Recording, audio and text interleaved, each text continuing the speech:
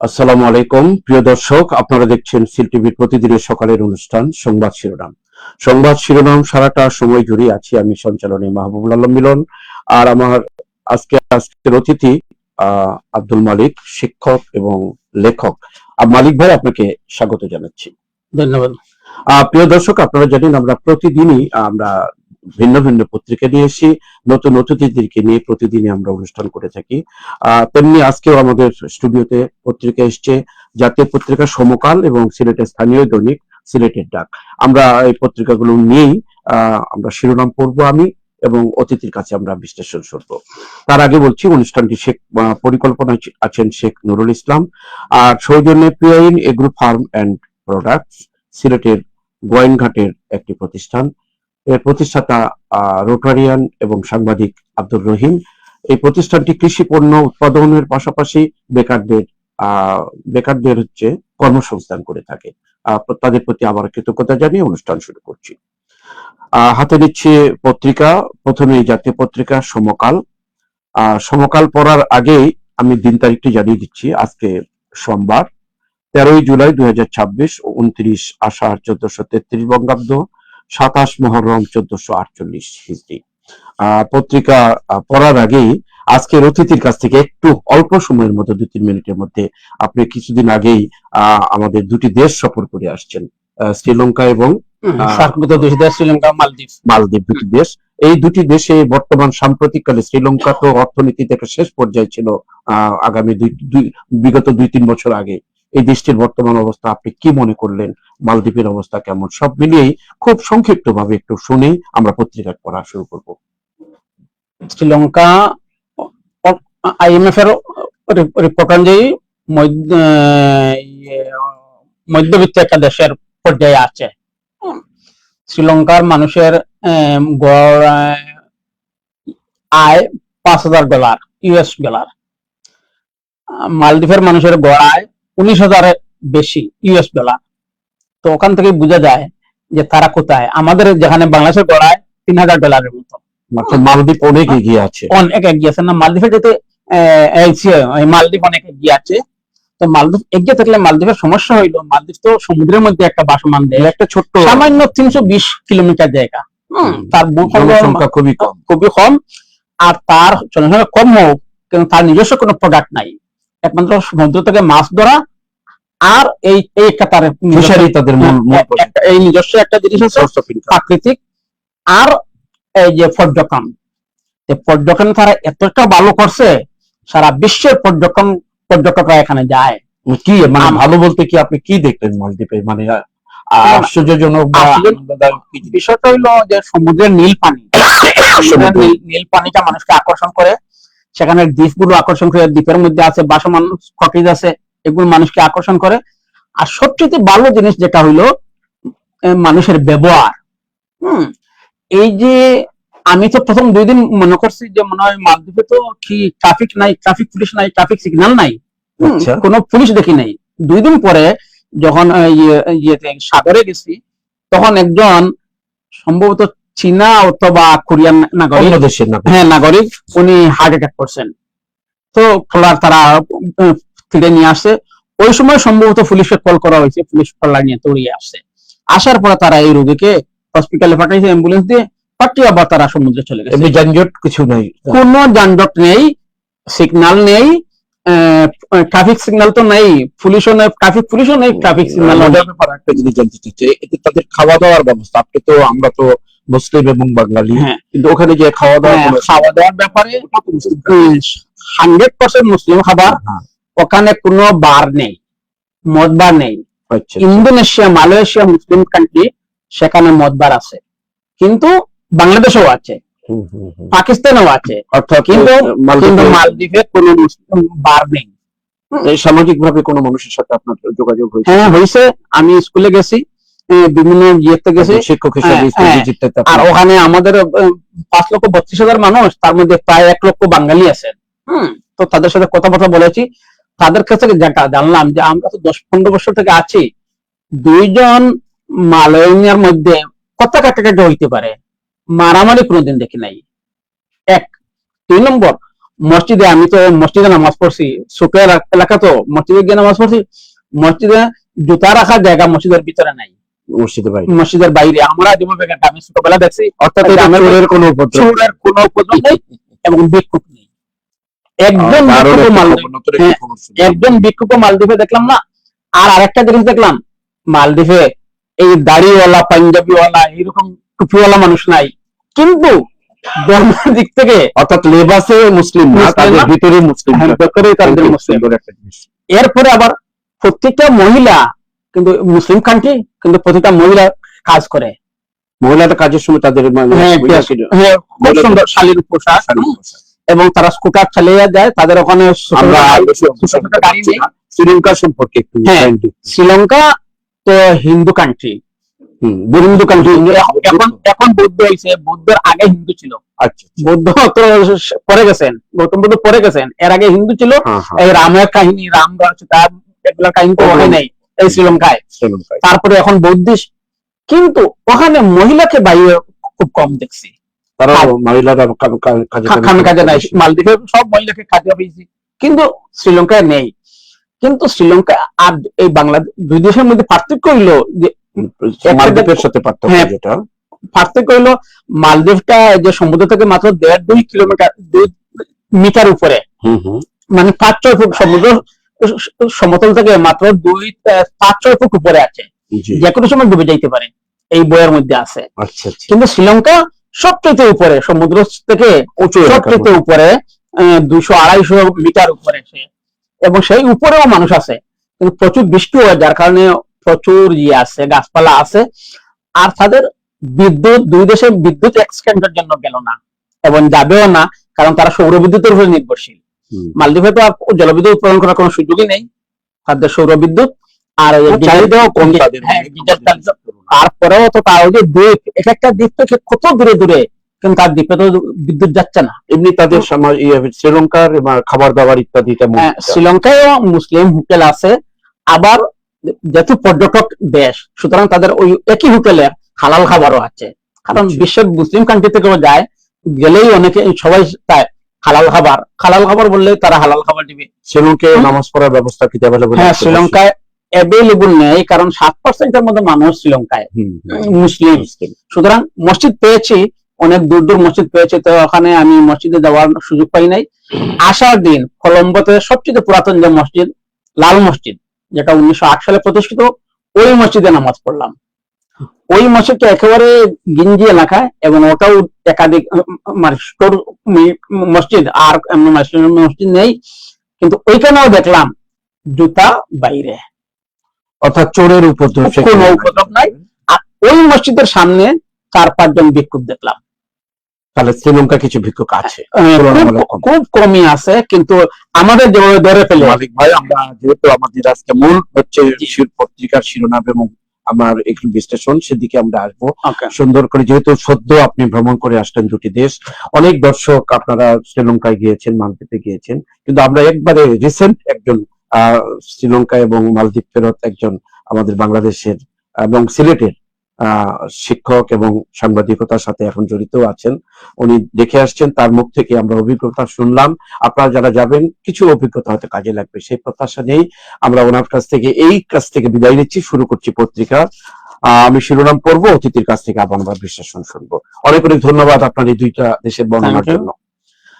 প্রিয় দর্শক, হাতে নিচ্ছি জাতীয় পত্রিকা সমকালে প্রথম যে খবরটি পড়ে শোনাচ্ছি, দুর্ভোগে পানিবন্দী মানুষ, বন্যায় ধসে পড়েছে একমাত্র সম্বল মাটির ঘরটি, তারই মধ্যেই টিকে থাকার চেষ্টা। গতকাল রোববার দুপুর কক্সবাজারে পেকুয়ার ভেলুয়াপাড়া থেকে তোলা একটি ছবি, একটি গরিব পরিবারের একটি বাড়িঘর ভেঙে ঠাই বৃষ্টির মধ্যে এবং বন্যার পানিতে দাঁড়িয়ে আছে।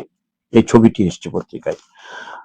10 লাখ মানুষ ক্ষতিগ্রস্ত, 51 জনের মৃত্যু কয়েকদিনের অবিরাম বৃষ্টি বন্যার কারণে। টানা বৃষ্টিতে নাকাল রাজধানীবাসী। সব খবরটাই কিন্তু বন্যা এবং বৃষ্টি নিয়েই কিন্তু এই সাইডটা। এদিকে ডান পাশে কবিতা, আজকের সমকাল জাতীয় পত্রিকার মন ভরেনি স্কলনির সতর্ক, ইংল্যান্ডকে নিয়ে খেলার খবর, ইংল্যান্ডের নায়ক বেলিংহাম। দুটি খেলার খবর দিয়েই সমকাল প্রথম পৃষ্ঠাটি শেষ করেছে।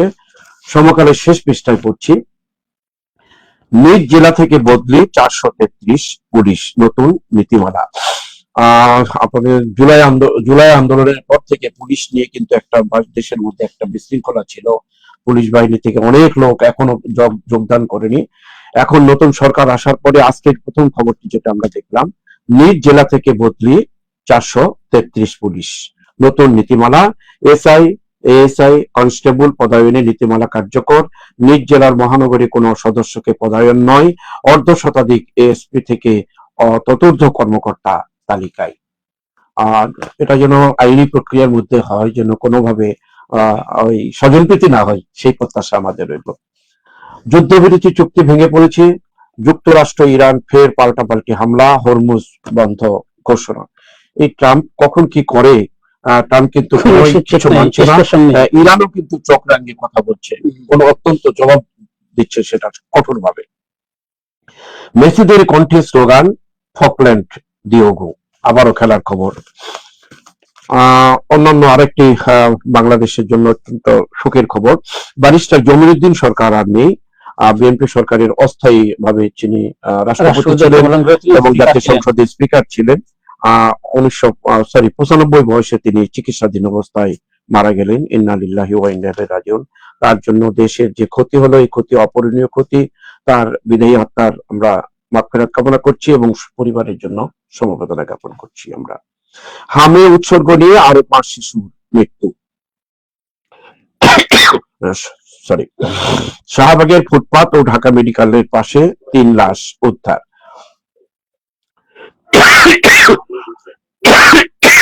সরি, আমি শারীরিকভাবে একটু অসুস্থ, দুঃখ প্রকাশ করছি এই জন্য। প্রাথমিক বৃত্তি পেল ৭৯,২৪৬ শিক্ষার্থী, এগিয়ে মেয়েরা। ইন্টারপোলে ৩২,৯৬৫, সাধারণ ক্যাটাগরিতে ৪৬,২৮১ জন। শীর্ষে ঢাকা, সর্বনিম্নে বান্দরবন। ২০২৬ সাল থেকে বৃত্তির অর্থ দ্বিগুণ করার ঘোষণা। বৃত্তি পরীক্ষা আগামীতে দ্বিগুণ করার একটি ঘোষণা সরকারের আছে।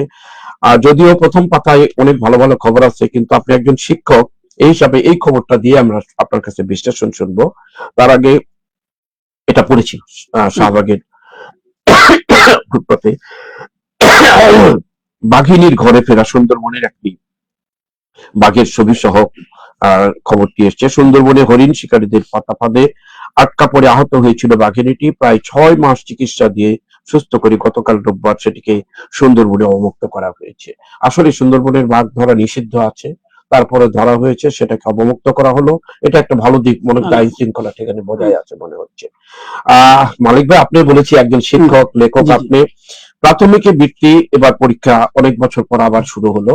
মাঝখানে ছিল হচ্ছে সমাপনী পরীক্ষা, সকলেই পরীক্ষা দিত, সেখানে একটা প্রতিযোগিতা ছিল একরকম। এখন সীমিত ছাত্ররা বৃত্তি পরীক্ষা, তাদের প্রতিযোগিতার স্থানটা ছোট হয়ে গেল।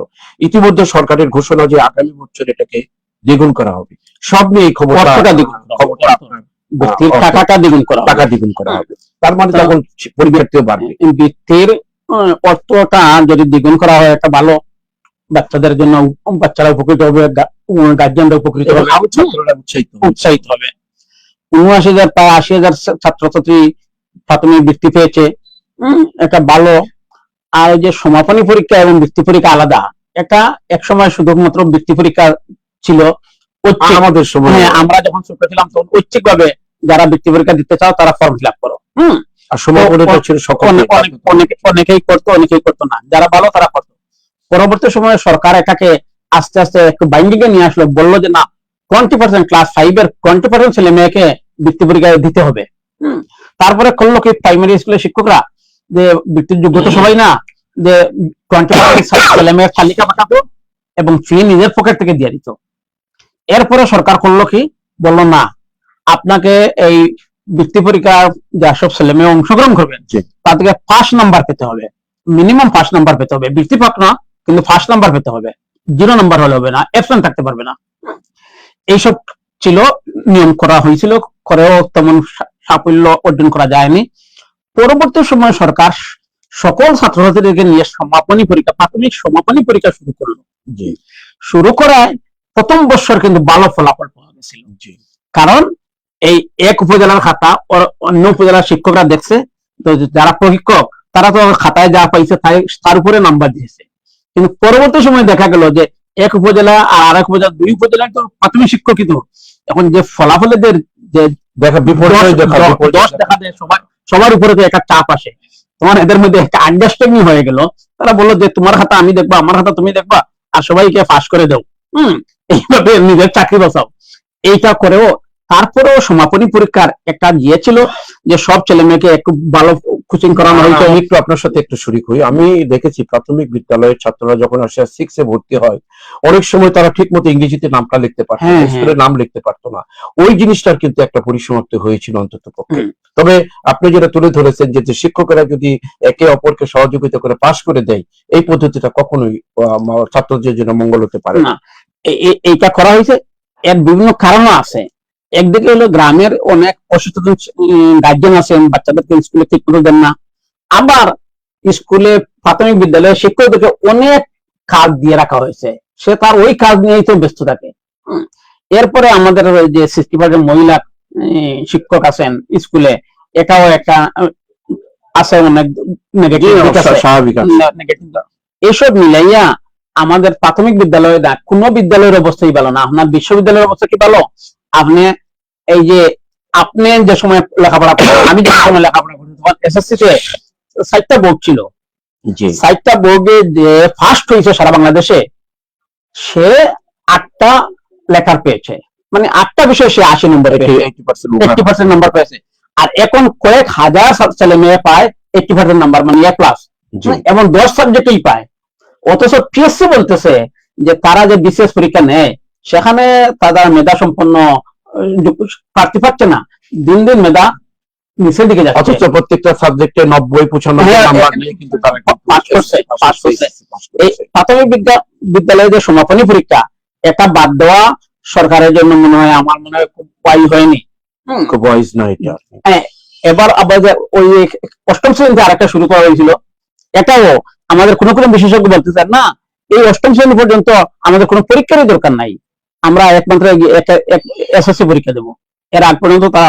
কিন্তু আমাদের তো ওই ইংল্যান্ড আমেরিকা না যে আমরা তাদেরকে পড়াবো, সেইভাবে তো আমাদের এই যে বাইন্ডিংয়ে থাকার কারণে আমরা একটু পড়াই।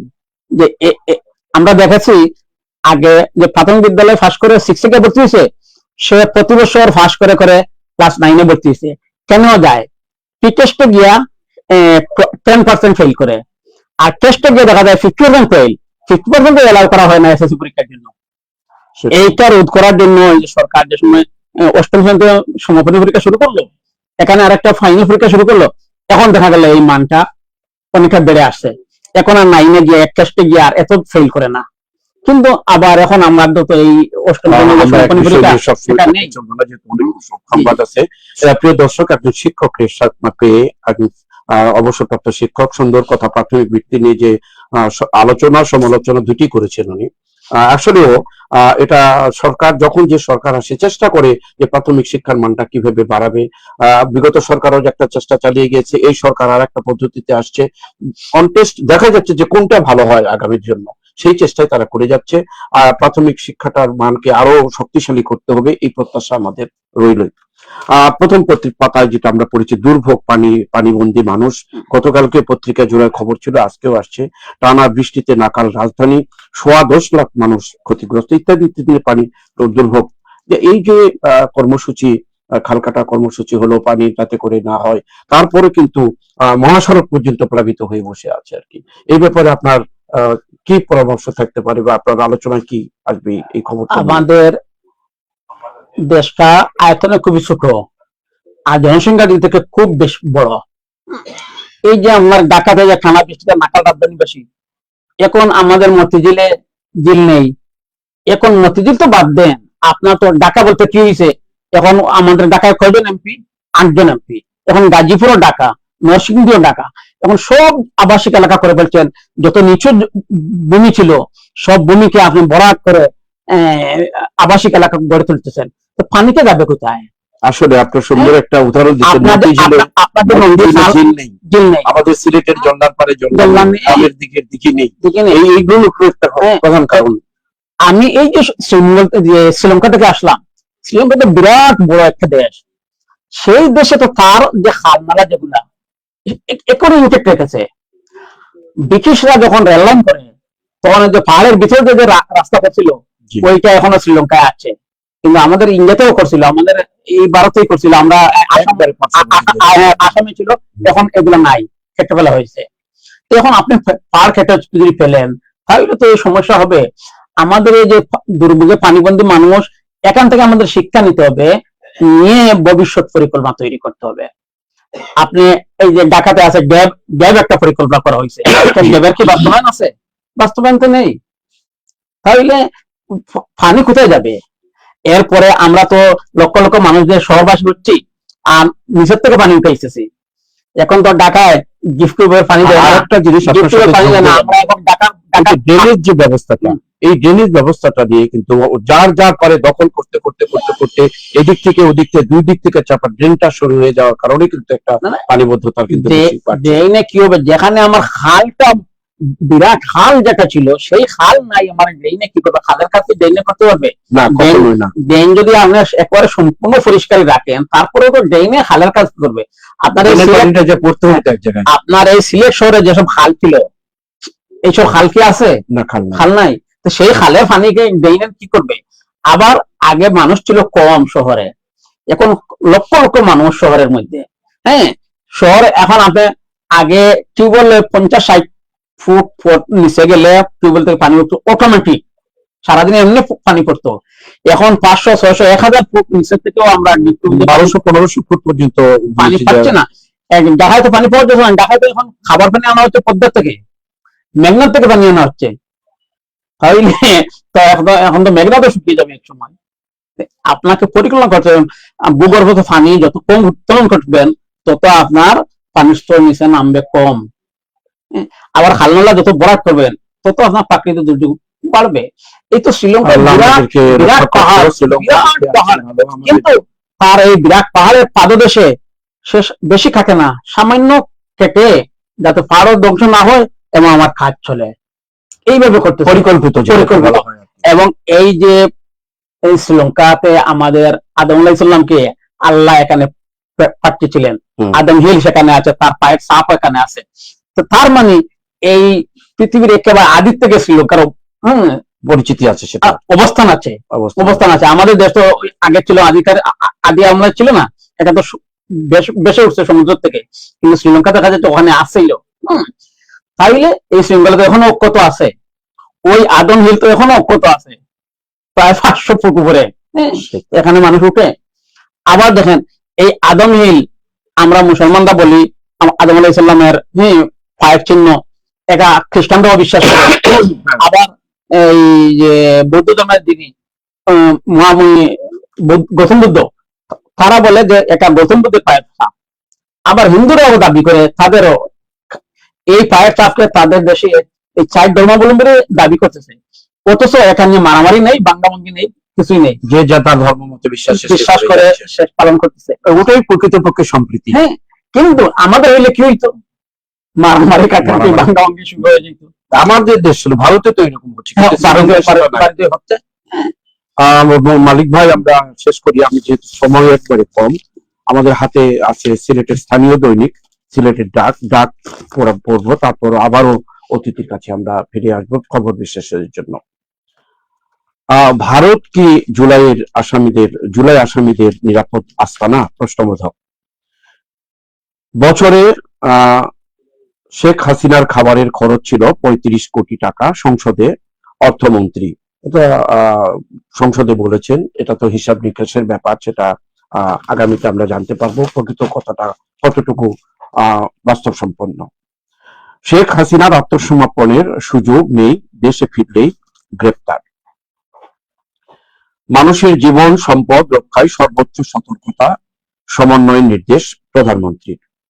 অতিরিক্ত সময় পেলে সুইসদের হারিয়ে সেমিতে অতিরিক্ত সময়ের গোলে সুইসদের হারিয়ে সেমিতে আর্জেন্টিনা। একটু খেলাটা অত্যন্ত দর্শনীয় ছিল। প্রথমে ছিল ড্র, তারপরে অতিরিক্ত সময়ে যে কিন্তু মেসি এই কাজটা শেষ করেছে। অভিনন্দন মেসিকে। প্রতারণার অভিযোগ, ওসমানী বিমানবন্দর থেকে যুক্তরাষ্ট্রে প্রবাসী নারী আটক। সিলেটে সাংবাদিক তুরাব হত্যার বিচার দাবিতে জেলা প্রশাসক বরাবরে স্মারকলিপি প্রদান। শিক্ষা অনুরাগী ও শিল্প উদ্যোক্তা মনিরুদ্দিন আহমদ আর নেই। দক্ষিণ সুরমা প্রখ্যাত একটি শিক্ষা প্রতিষ্ঠান ক্যাডেট কলেজের আদলে করেছিলেন। এটাই কিন্তু প্রথম উনি ক্যাডেট কলেজ প্রাইভেট করেছিলেন। তার মাগফিরাত কামনা করছি, তার রুহের মাগফিরাত কামনা করছি। একজন শিক্ষাবিদকে আমরা হারালাম। ঢাকায় পরীক্ষা দিয়ে বাড়ি ফেরা হলো না জকিগঞ্জের রাজনের।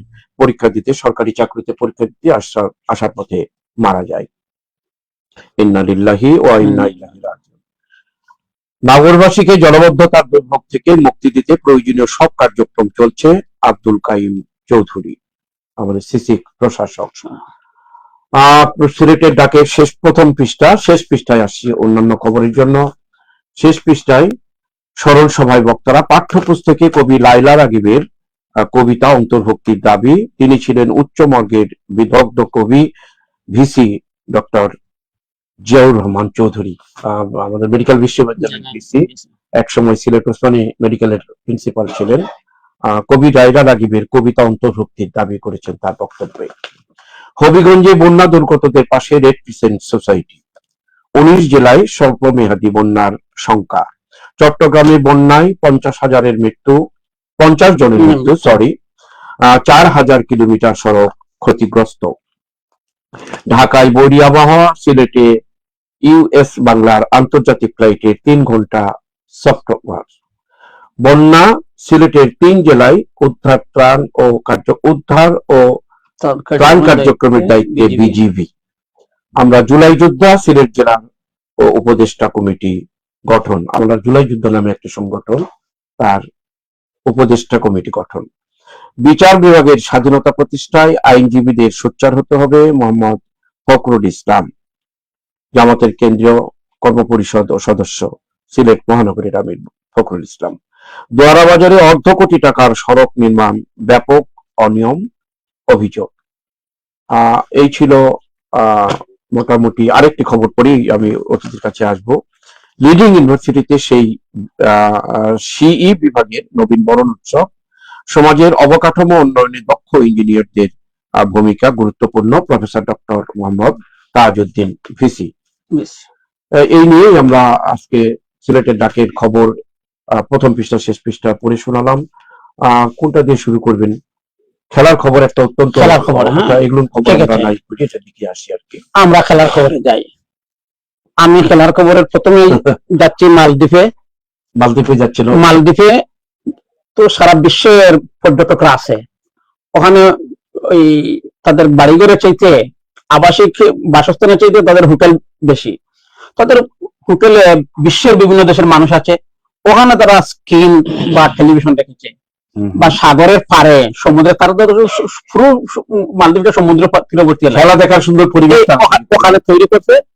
কিন্তু সারা দেশে একটা ব্যানার নেই, কারণ ব্যানার করতে হবে তো ব্যক্তিগত করতে হবে। তার কোনো ব্যক্তিগত কেউ কোন ব্যানার করে না। উল্লাস ঠিক আছে, হ্যাঁ, না, তার উল্লাসটা হইলো তার একটা খরচ।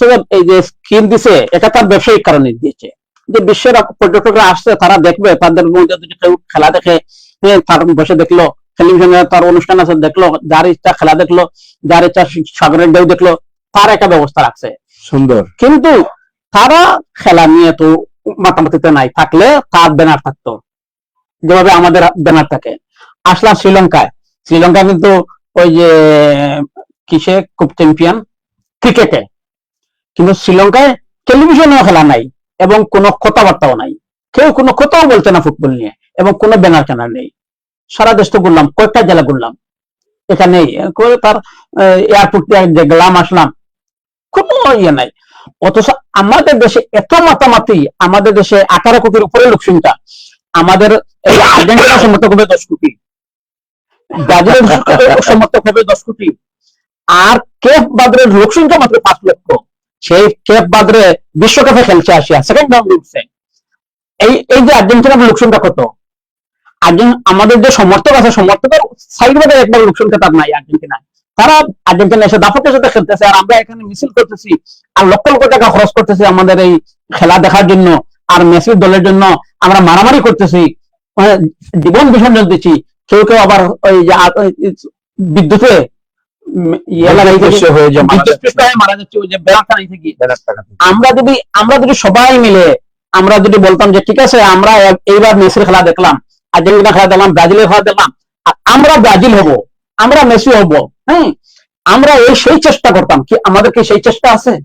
আমাদের তো সেই চেষ্টা নেই। সুন্দর একটা যদি চেষ্টা করা হবে তাহলে 20 কোটি মানুষের চেষ্টা কি একটা টিম বের করা সম্ভব না? যাব সুন্দর একটি আপনার দিক। তাহলে আমি বলবো যে আমাদের যে দর্শক যারা আছেন, আপনারা খেলা দেখেন, আপনারা খেলা প্রেমিক, ফুটবল প্রেমিক, আমাদের তো জাতীয় খেলা ছিল ফুটবল, আমাদের সেই ফুটবল খেলাটাকে আপনারা তৃণমূল পর্যায়ে তুলে আনেন, আপনারা আমাদের বাচ্চাদেরকে সেই খেলা দেখান।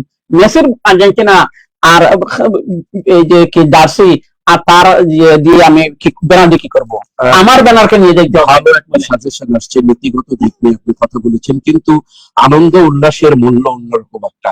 আমাদের দেহে তো ঠিক আছে, সেই পর্যায়ে এখনো যায়নি। না না, আমরা সেই পর্যায়ে যাওয়ার জন্য চেষ্টা করবো, কিন্তু আমাদের কোনো চেষ্টাই নেই, আছে নাকি? কোনো চেষ্টাই নেই। আজকের অতিথির বক্তব্য হচ্ছে খেলার উল্লাস থাকবে ঠিকই, কিন্তু আমরা ফুটবল খেলবো বিশ্বকাপে, সেইভাবে আমাদের প্রস্তুতি নিতে হবে, এই প্রত্যাশাটাই ব্যক্ত করেছেন। আমিও আপনার সাথে এই ব্যাপারে একমত আছি। তবে একটা কথা, ওই যে মানে ইচ্ছা, আনন্দ ইত্যাদির কোনো মূল্যায়ন করা যায় না। আমাদের দেশ যখন খেলবে তখন হয়তো আর এক রকম আমরা চেহারা দেখবো। আমাদের শিক্ষা অনুরাগী আপনি একজন শিক্ষক হিসাবে, উনি একজন বেসরকারি ভাবে একটি ক্যাডেট কলেজের মতো আদলে কলেজ করেছিলেন, শিক্ষা প্রতিষ্ঠান মনোরঞ্জন চৌধুরী নিয়ে আমি পড়েছি, তার সম্পর্কে কিছু বলার। আমরা তো তার রুহের মাগফিরাত কামনা করব, তার প্রতিষ্ঠানটা যেন টিকে থাকে, সেই যারা দায়িত্বে আছেন তাদের কাছে আমাদের সেই প্রত্যাশা থাকবে। ঠিক আছে। আসলে এই যে ঢাকায় পরীক্ষা দিয়ে বাড়ি ফেরা হলো, হ্যাঁ, এইটা এর কারণটা হলো সম্ভাবনা, এর কারণ হইলো কি, এই তো আমি যে আপনারা যে ওই দেশগুলো ভালো লাগলো কেন, আমি দেখলাম, আমি যখন রাস্তা ক্রসিং করছি তখন আমি দেখলাম যে গাড়ি আসতেছে, আমি দাঁড়িয়ে গেছি, কিন্তু গাড়ি দাঁড়িয়ে গেছে, দাঁড়িয়ে ইশারা দিচ্ছে আমি আগে যাওয়ার জন্য, রাস্তা ক্রস করার জন্য। চমৎকার চমৎকার উদাহরণ। এই ঘটনা আমি কয়েকবার ঘটাইছি, দেখলাম না যে গাড়ি থেমে যায়। এখন আমি যেটা পরে জানলাম যে এটা থামে কেন, থামার কারণ হলো তাদের সরকারের নির্দেশনা যে আগে পথচারীকে দিতে হবে, তুমি থামো, তুমি না থামলে সিসি ক্যামেরা তোমাকে দেখতেছে, এটা ফাইন করা হবে।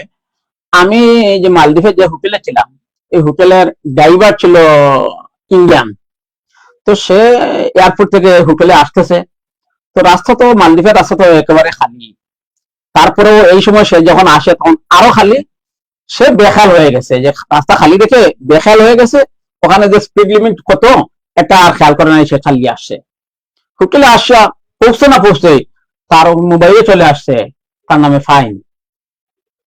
সে দুঃখ প্রকাশ করতেছে যে একটা ফাইন হইলো আমার ভুলের কারণে, রাস্তা খালি দেখে আমি আনমনা হয়ে গেছিলাম, আর এখানে জ্বলন্ত উদাহরণ।